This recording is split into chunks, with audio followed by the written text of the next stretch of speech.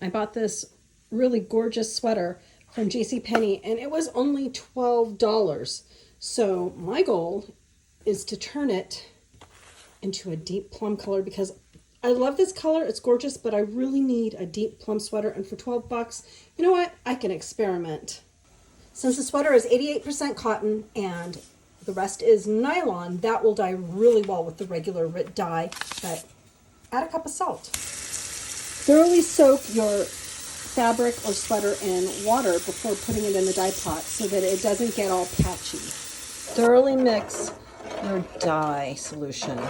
You want that salt to be dissolved.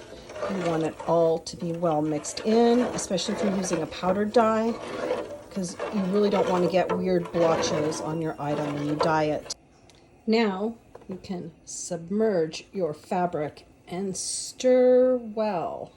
You want to keep stirring so that it dyes evenly. Ooh, look at it. It already looks gorgeous. Oh my gosh. This is going to be so pretty.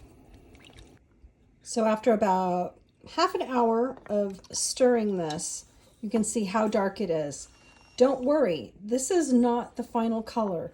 You want the color to always be a couple shades darker than you want it to be, because once you rinse and wash, it's going to be much lighter.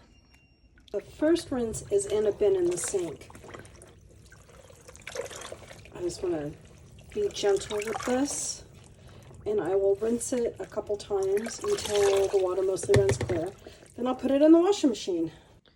So this is the finished color. As you can tell, it is quite a bit lighter than it was when it was wet and in the dye bath. So always dye darker than you think you want it to be. But oh my gosh, it is such a luscious color now, sort of in between a plum and a boysenberry. It's gorgeous.